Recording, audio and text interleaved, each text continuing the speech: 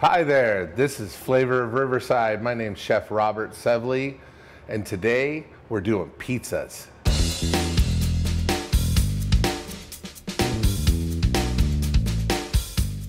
Okay, the first step in pizza dough is all of our ingredients that we have on our cutting board. Now you can do this by hand if you choose to, but we basically have bread flour.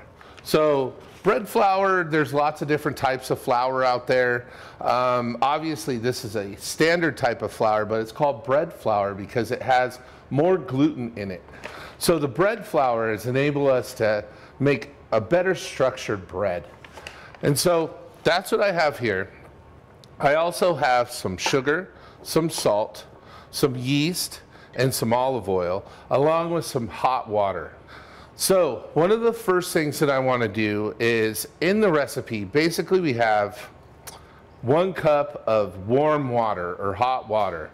Really we want it right about body temperature. So, around like 90, just under 100 degrees, somewhere in there.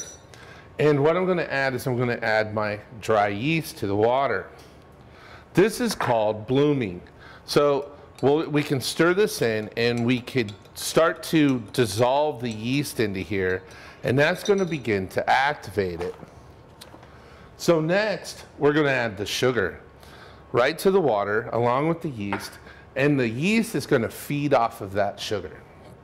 And so it will start coming up. And in a lot of ways with the instant dry yeast or fast acting yeast, just dissolve it into your water and you're good to go. If you want to wait a little while for a reaction, or if you got an extra 10 or 15 minutes to have it start bubbling a little bit, all the better. But we're going to go ahead and we're going to get mixing this. Let's talk about mixers. Now, like I said, you can mix this by hand, but it's going to take a little while because you have to develop the glutens in the flour. And so it's really best to use a mixer. This is my own personal stand mixer. And so we have the bowl, we have the mixer, and then we have the dough hook. So the first thing we're going to add is our bloomed yeast along with our sugar. That all goes in, and I want to make sure I get all of it. Really important that I get all of it. Next, I'm going to add my olive oil. So that's basically 2 tablespoons of olive oil, extra virgin. Then I'm going to go ahead and add some salt. It's just a pinch of salt. Then we add our flour. So this is it's really like 2 3/4 cup of flour. So that's going to go in. And now we're going to go ahead and get this mixing. So I'm going to latch this down, and I'm going to turn it to number 4 on my mixer. And that's just going to go for a while. I'm going to get myself cleaned up. We're going to be right back. We're going to show you the finished product of the dough. We're going to show you what a proof dough that I made yesterday after it sat through the whole night. We're going to watch this dough rise throughout the show here today, and you'll get a good concept of, what the dough is like and how it all comes together. We'll be right back.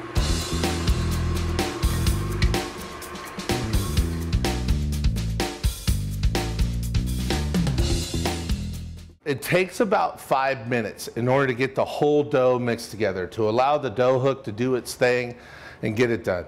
Remember, if you're doing it by hand, it's going to take a little while. You want the dough to come out nice and smooth. Let's take a look at the dough here. And here it is. It's nice and elastic. It's nice and smooth.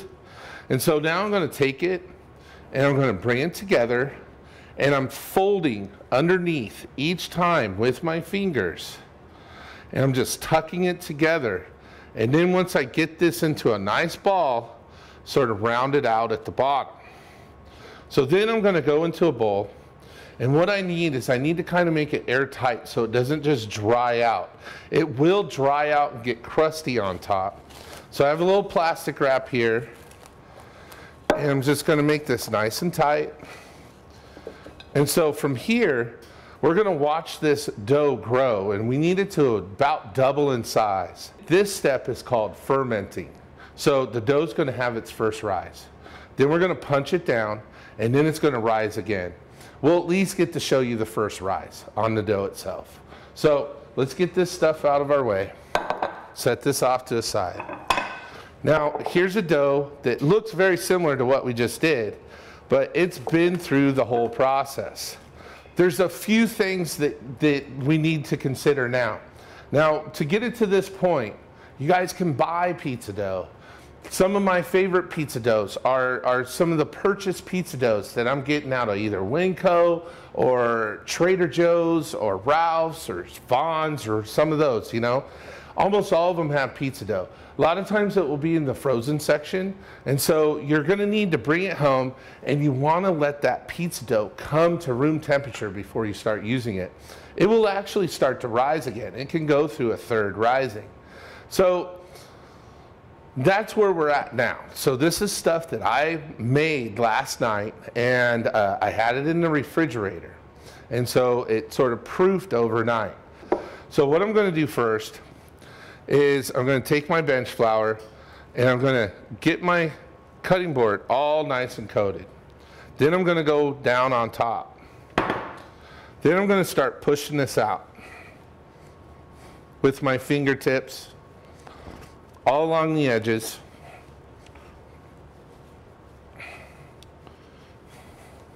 And then I'm gonna get a rolling pin, okay? So there's a couple different styles of rolling pin. I really like this one with the handles, but there's ones that have no handles. So either one, all you want is a nice heavy rolling pin. And we're gonna get in here, and we're just gonna try to keep it in a disc shape unless you're trying to make square pizzas. And we're just gonna get it out to a size that we can start working with.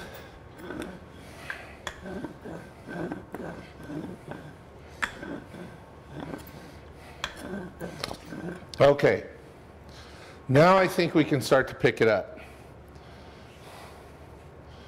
And what I'll do first is I'll go through and I'll start pulling the edges, and you'll watch this start getting bigger. Then I'm going to come up underneath here and I'm going to start pulling my knuckles out. Then we can start throwing it.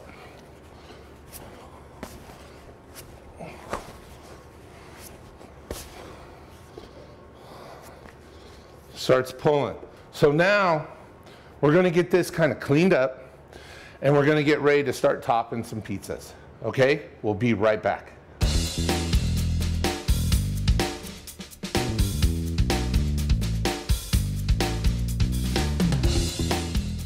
So now the last thing that we need to really do pizzas well, which really you can put these on a sheet pan, but they're not going to come out near as good if you have some sort of pizza stone. So this is a pizza stone. I know it looks kind of ugly. I've had this one for about 7 years. It's well seasoned. You can see the backside of it here. But this is a piece of ceramic. This is something that I bought at a cooking store. And these actually go in the oven. The misconception is that people will take their pizza stones and they will build their pizza on them, and they'll be cold, and then they place them in the oven. This actually goes into the oven while it's cold. You turn the oven to 500 degrees and you allow the stone to come up with the oven. The next thing that we need to look at, the next piece of equipment that we need, is we need pizza peels. We need some sort of extra large spatula that we have that we can build the pizza on, and we can slide the pizza off and in onto the pizza stone itself. So these are pizza peels. Basically, like I said, we're going to build directly on the pizza peel. If we try to build the pizzas onto the cutting board or something and then transfer them to the pizza peel, it just doesn't work. You're going to mess the whole pizza up.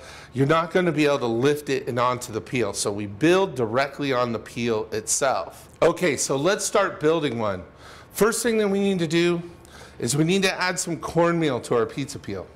Don't add too much because it's going to end up getting all over your oven. But what the cornmeal does is it acts like little ball bearings. It gets the pizza to kind of slide on there. So next, we're going to get one of our doughs, and we can kind of give it another stretch since it's been sitting for a minute. But we'll get it under our pizza peel. And we're gonna make several different kinds of pizzas. So the first one that we're gonna make is basically a spicy Sicilian pizza or spicy Italian pizza. And so I have some sauce here. I actually made this sauce with San Marzano tomatoes and some fresh basil, some garlic, some onions, and a little bit of honey. So I'm just gonna get this into the center. And here you can do as much sauce or as little sauce as you want. Need a little spoon here. Just gonna smooth this out all around the edges. And then you can go in a couple different ways. I often ask this, I ask my students, what's the difference between Italian and Chicago style thin crust pizza? And so remember, I said thin crust, not thick crust, because that's completely different. The difference being is, one, they cut the pizza into squares in Chicago's versus into pie-shaped slices. Second is Chicago puts the cheese on top of the toppings. New York puts sauce, then cheese, like I'm doing here, and then we're gonna go with toppings.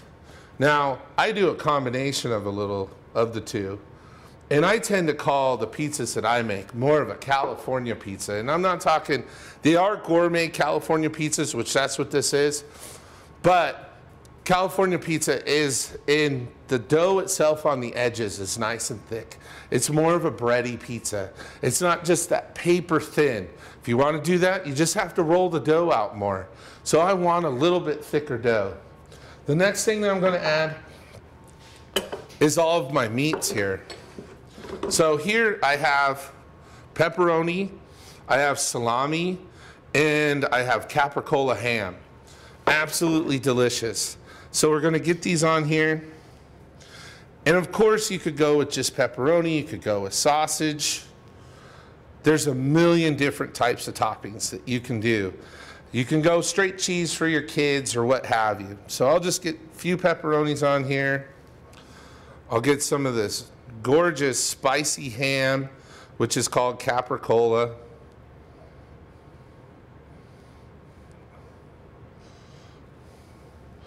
So putting on the capricola. And while I do this, why don't I give you guys a little bit of history on pizzas. Very, very interesting. Legend has it that during the 1600s is when the tomato finally reached Europe. And some people actually say, if you look it up, that it was Christopher Columbus that on one of his ventures to the New World brought the tomato back to Spain with him. Well, eventually that ended up down in Italy. All right, the next thing that I'm going to do is I'm going to hit it with a little bit of cheese on top as well. This is ready to go into the oven. So let's do the next one. Let's do a chicken pesto pizza. And we're going to bring this out. Going to make sure the dough's ready to go. Going to spread this out on here. I have a pesto that I made last night. I'm going to take this, I'm going to put a few lumps of it around the dough itself. And then I'm just going to spread this out.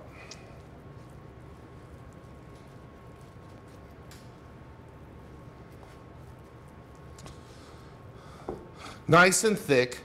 So this pesto is basil, parsley, garlic, pine nuts, olive oil, Parmesan cheese, salt and pepper. Now, if you're allergic to, you have some sort of nut allergy or somebody in your family has a nut allergy, you can either leave the pine nuts out and use some other type of nut. Cashews will work, macadamia nuts would work, peanuts would work for that matter. Any kind of nut would work. But if it's a true nut allergy to where they're allergic to all nuts, then just leave the nuts out altogether. Add a little bit of extra cheese to kind of tighten it up, and that will be fine. You probably won't even really notice. I'm going to go ahead and I'm going to add my cheese. I'm going to go with a little lighter cheese on this one. And then I have some chicken here. This chicken is just chicken. I bought a whole roasted chicken at the grocery store. And this is all the breast meat. You can do it however you want. And so I'm just gonna lay this out. This is gonna roast really nice on top of there. I'm gonna go with some Katamata olives. My wife absolutely loves Katamata olives, and she loves this pizza. And so that's good. I'm gonna add a few extra pine nuts on top. I'm gonna hit it with a little bit of Parmesan cheese.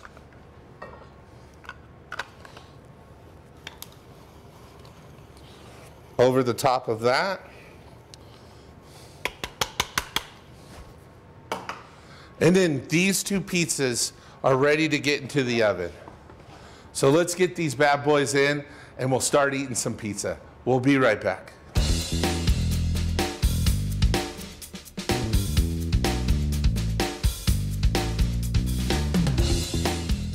All right, now let's check our pizzas. They're all done. Bubbly cheese, brown crust, gorgeous. Let's grab them. First comes out the Italian, spicy Italian. Absolutely gorgeous. Now we're gonna get the pesto chicken. Out comes this one. Just look at those two. Just beautiful golden brown, just ready to eat. All right, so now we wanna cut them. The best way is really to probably cut them straight onto your pizza peel. Then that way you can scoot them off and onto a pan. So I have a pizza cutter here. You want it fairly sharp. It's not sharp enough to cut me, but it needs to get down through the dough. And then we're gonna get it onto the pan. If I have my pizza pans here, if I cut directly on these, I'm gonna start to hurt them. I'm gonna start to actually put folds and creases into them. So I always cut on my wooden pizza peel itself. So I'll start with this, and I just go back and forth all the way across. And I cut it into quarters first, then into 8 pieces. Now I can take it and kind of slide it off and onto my pizza pan. So there's our first one. Beautiful. It's going to taste great. Now I'm going to slide this one onto my wooden pizza peel. And we're going to cut the chicken pesto. So we'll come across quarters and then into 8 pieces.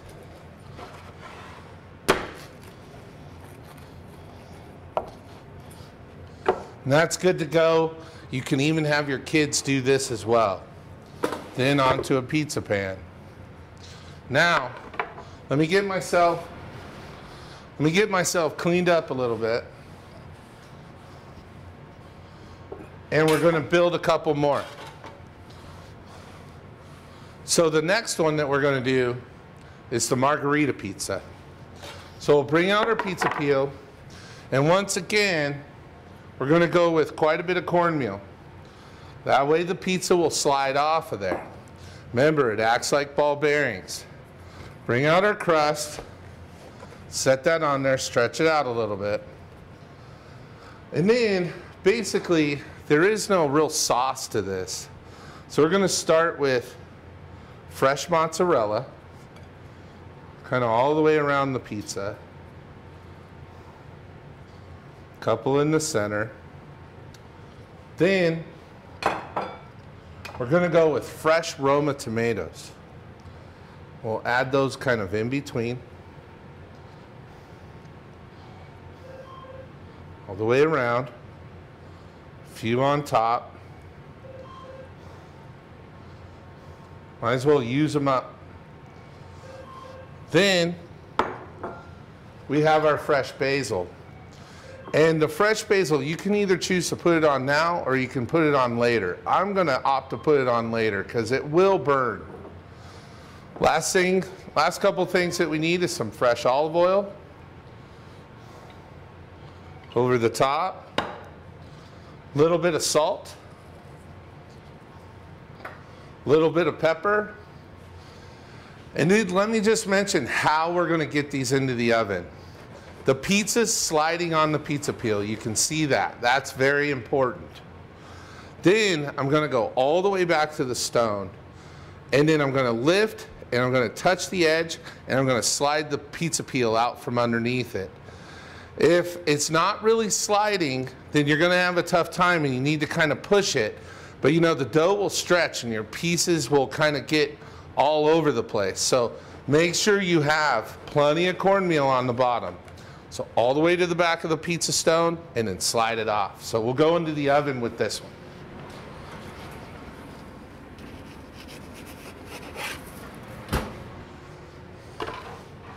All right, next, we're gonna do one of my wife's favorites.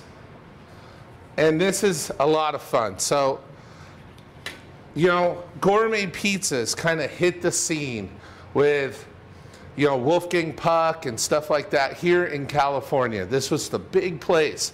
This was the birth of gourmet pizzas. And so, you know, sky's the limit. We can go with smoked salmon, we can do duck, we can do, you know, barbecued chicken pizza, we could do Thai pizzas. But what we're gonna do is we're gonna come in here with a balsamic glaze. And so we're gonna go all over the place with this. And we're gonna probably add some more on top as well. And all this is this is 1 bottle of balsamic vinegar that I reduced down to a syrup. It takes a little bit. Be careful, make sure it doesn't burn. That looks great. Then we're gonna go with some crumbled blue cheese. So kind of get the blue cheese all over the place. And I love blue cheese. And sweet and savory is kind of the name of the game of this. The balsamic is going to be on the sweet side. So now you have this very salty cheese that is the Gorgonzola blue cheese. Then, who doesn't love bacon? So we're gonna take some nice big bacon chunks. We're gonna place these on here. Just like so. Those will brown up even a little bit more. A little bit of red onion over the top.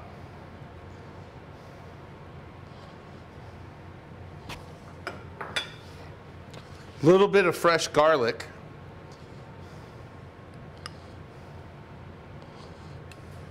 And it has some olive oil in it as well, so I'm adding that garlic oil. Then some California dates that were grown right here in Riverside. So we're gonna spread those out. And I just sliced these is all I did. These aren't whole dates.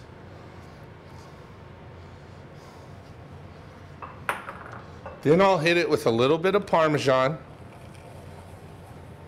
all over the top.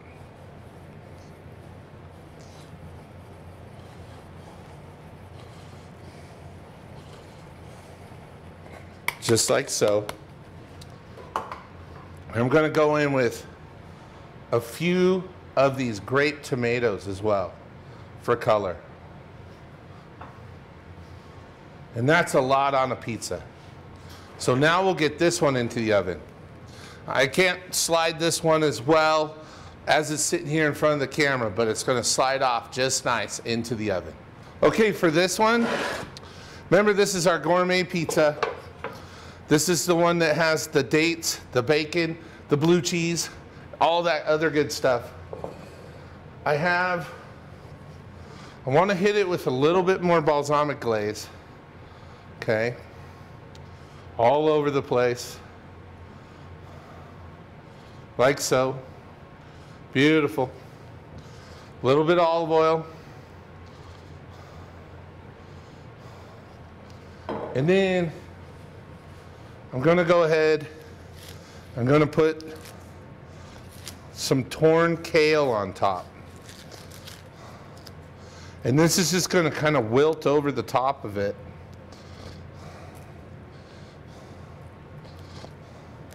And this is baby kale. You can get this You know, you can buy kale at most of your grocery stores. It's one of those foods that's considered like the superfood right now that everybody's like going after.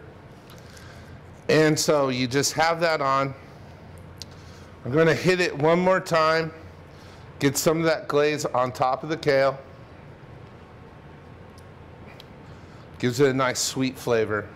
Don't be shy with the balsamic glaze. And you can buy balsamic glaze in some of the health food stores and stuff like that as well. But that looks awesome. Let's cut it. I'll get the peel back underneath it.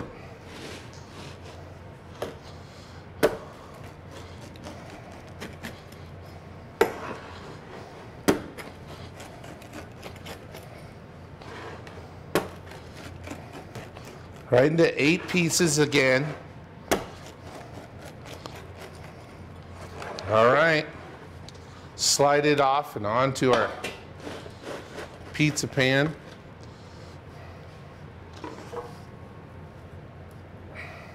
Okay, so now we have all of our pizzas. We have our date, bacon, and blue cheese pizza with the balsamic glaze and the kale. We have our margarita pizza with the fresh mozzarella, the tomatoes, and the basil. We have our chicken and our pesto with Katamata olives. And we have our spicy Italian with the pepperoni and the salami and then the capricola ham. Just absolutely delicious. Just gourmet pizzas. We did this quick. We did this at home. We did it for cheap. You can do this for parties, for kids' parties, for adult parties. They can make their own. You can make them in advance. So now let's get some tasting going on. I'm going to invite my wife Tara up here to help me taste. And here she comes, her beautiful self. Thank you. I'm going to let her choose what she wants to try. Which one do you want? I'll try the margarita pizza. The margarita pizza. It's good. We're going to pull a nice slice off of here. And I'm going to go ahead and feed her. What do you Really think? good. I like it.